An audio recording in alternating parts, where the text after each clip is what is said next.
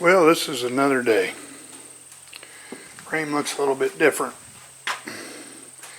because it's laying with its bottom side up, because I had to cut this piece out of the bottom here.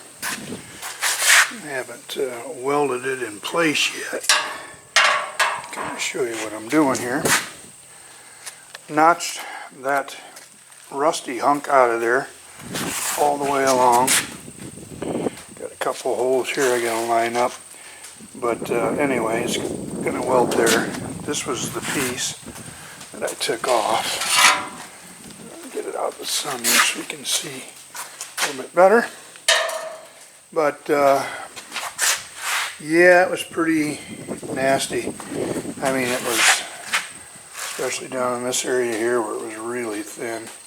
This is in the area where that spring hanger's at. And yeah, that's this area right here. What we're going to do after I weld this 2-inch piece in all along the edge here, I'm going to weld that in except for right in here. I won't weld it there, but because I'm going to cut this out. And but I want this piece welded in pretty much. I may not fully weld it, I'll just tack it around. But I want to get these holes lined up with, it's easier to drill them, obviously, when you're standing above it, and it's more accurate. So I will do that, as well as this hole for this cross member here. It's a transmission cross member. But what I'm going to do is I'm going to take this piece and we will turn it upside down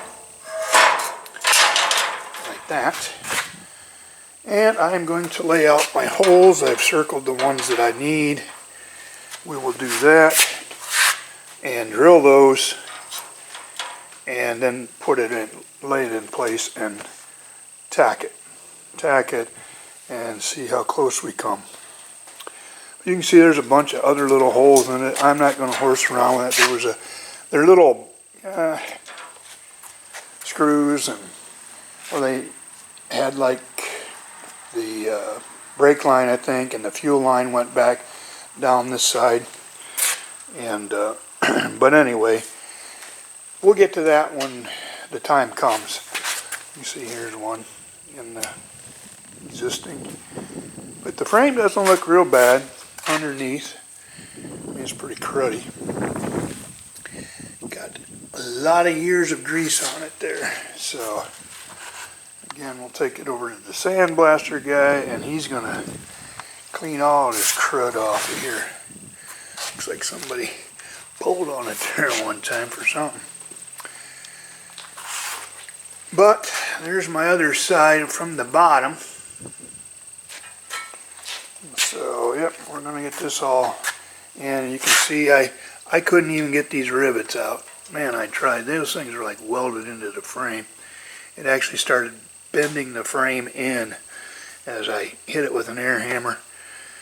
But it broke them loose from the perch there, the spring perch, and so I was able to get the spring perch off. And so that's going to all be replaced anyway.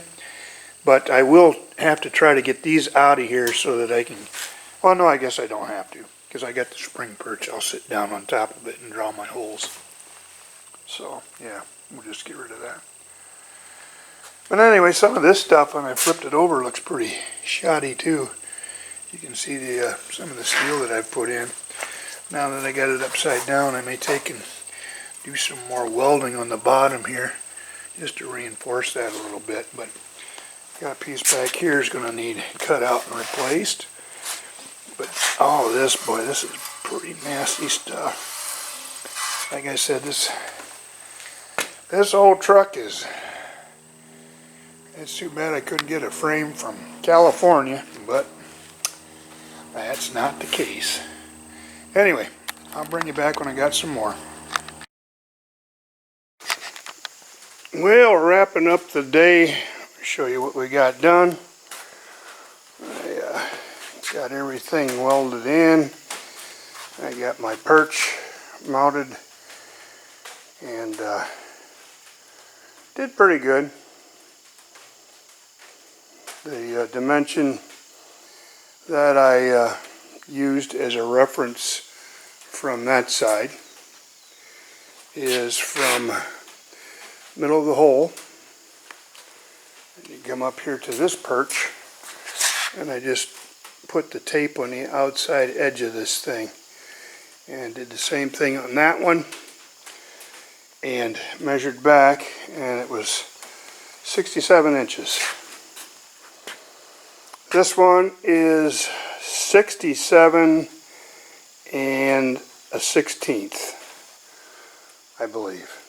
It's just a little bit off, and I fiddled and fiddled with that to get that to work, but yeah, you can see the plate turned out well. I've got, like I said, the frame is upside down right now. So what I'm going to do tomorrow is, or whenever, next time I'm out here, is take and I'll flip it back up, and then I'm going to weld down underneath this piece right here up along the frame. And I tried to do some of this plate. You can see it was kind of crappy welds. I ran out of wire. I was using Hobart wire, and I went with some, it's called Fortney wire, and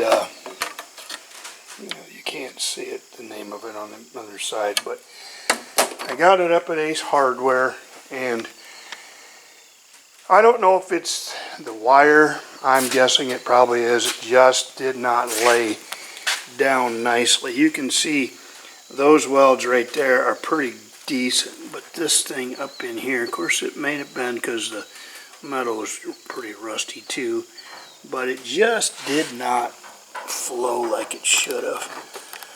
And yeah, whatever. You always say a bad weld, well, you can fix it with a grinder. So, and it's on the frame, so it's like it's not really going to be seen. So we're going to just go with it, and I am just tickled that we got all this in here. Here's the carnage.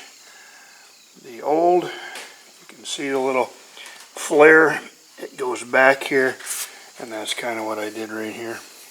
I had a little piece of sliver of metal that I stuck in there just to kind of match the frame, and then ground it back to the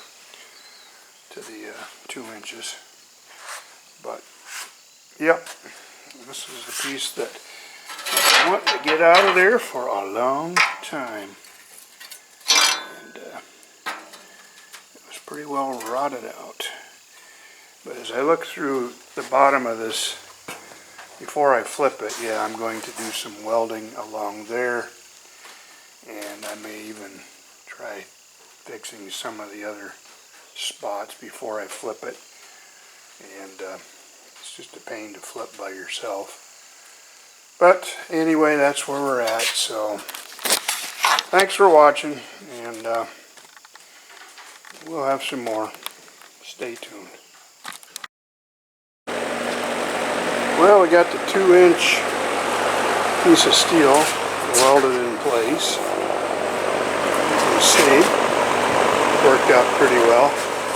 I even spliced in a little sliver here just for aesthetics mostly, because the frame gets wider out here and then it gets skinnier down to 2-inch down here. And so anyway, then we started cutting the hole out.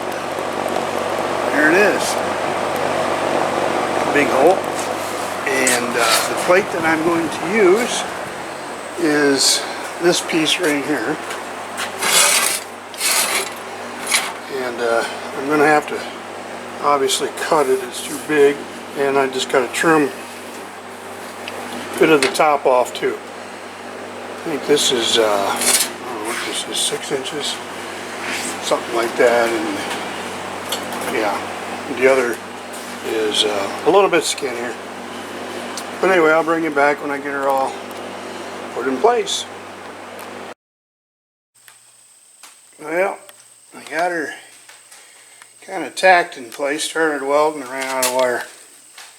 Got a big old gap on the top there I'm going to have to fill. But I wanted the plate to line up with the frame, which it does pretty good. And but that's going to be nice. I mean, that whole thing will be new, and we will put our perch up there. Then I'll trace out the holes and drill it and put it in there. I gotta get some decent bolts. I'm not putting in these, what are they going to be, class 8, I think it is, bolts. So something strong. But I'm using 3/8 bolts. Those rivets are kind of odd. They're almost like a little bit bigger than between a 5/16 and 3/8. So, but anyway, I'm going to drill them out to 3/8 and make them all fit. So anyway, that's where we're at.